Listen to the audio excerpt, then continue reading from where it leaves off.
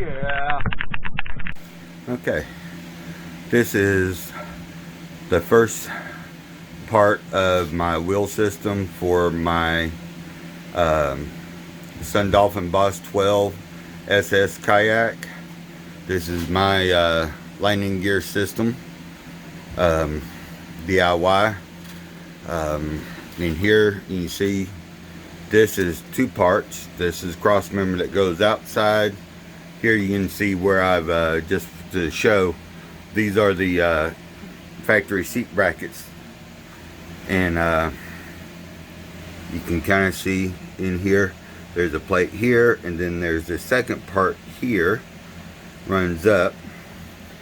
The plastic of the kayak actually will be run here, so from the inside, the back hatch, you'll be putting this, I'll be putting this on through the back hatch, you know, under the back hatch, the whole bottom.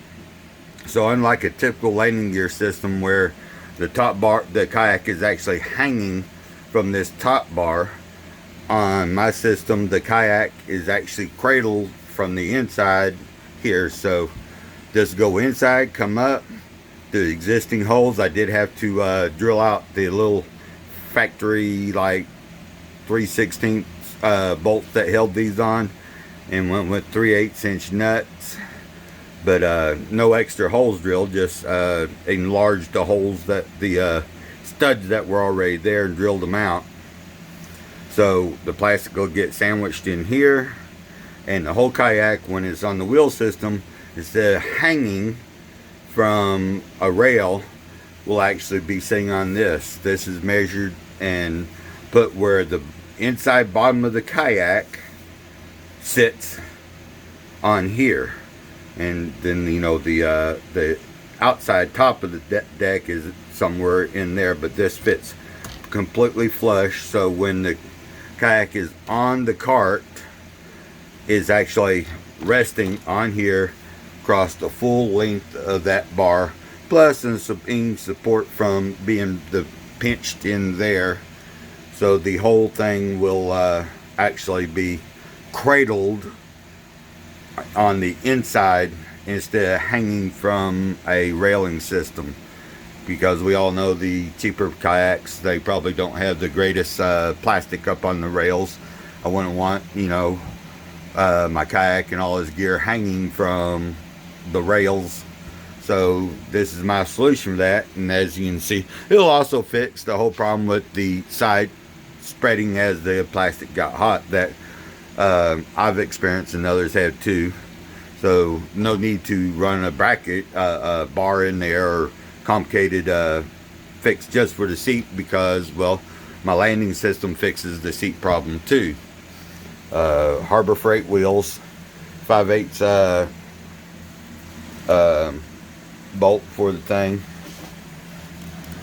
nylon nuts on the inside so these can't back off, lock washer into here, these legs telescope into this tubing, lock pins to hold it into position so it can't come out while you're running it.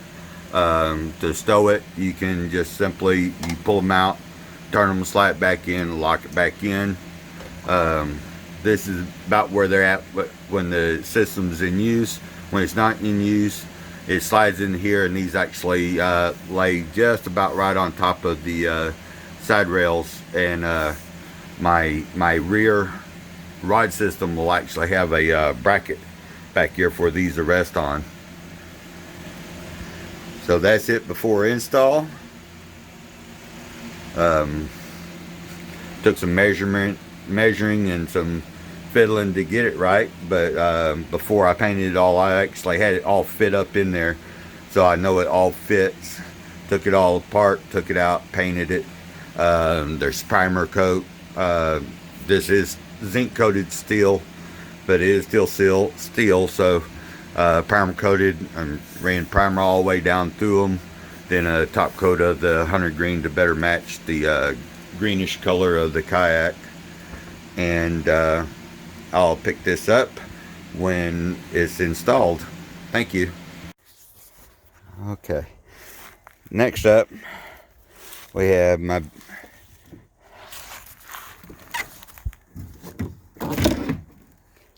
and here you can see where the bracket is installed. On the outside, with the pieces that come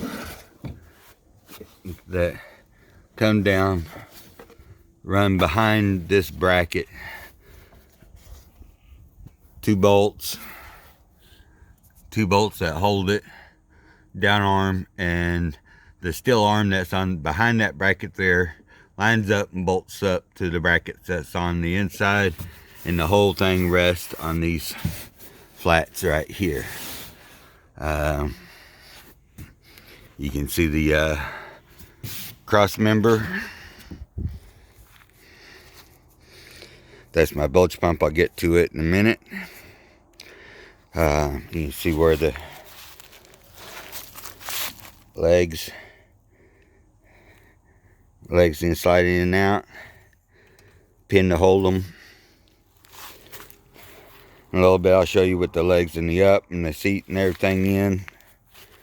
Here we have my bilge pump.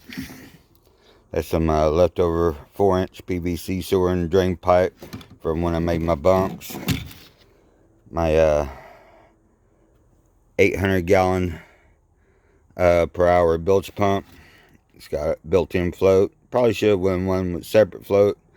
It does work. I filled it. It has to get about 1.5 inches water inside for it to come on. If I bought my own float, I could have set it where I wanted it to come on, which would have been a little lower.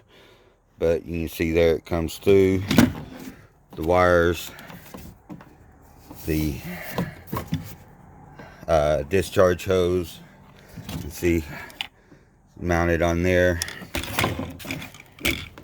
The foam noodles here you see.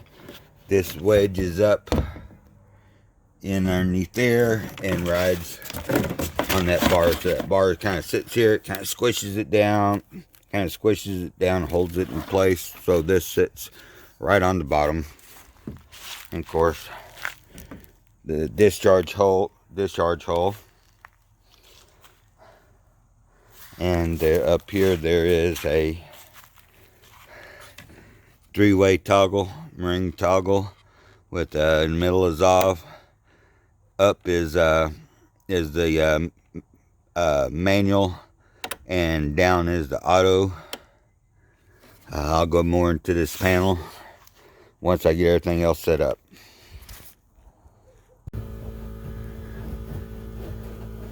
You should be able to see there where the bracket I made goes up on the inside where the seat bracket is, across the flats, so the kayak actually rests on that bar on the good stable flats. You can see that there's a structural, that's not a scuffer hole area there, that's actually just a structural joint that was in. There's no actual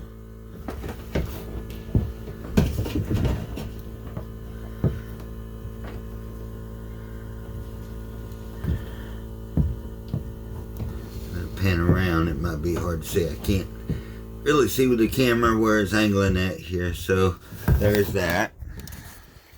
Is of course, oh, and the wheels, here they are in the upright position. The spin go here, and it's in here now, because if I'm not going to use this, I can take this off. Don't have to worry about this sliding, the wheel sliding off when this is in, because, well, it doesn't come out far enough for it. So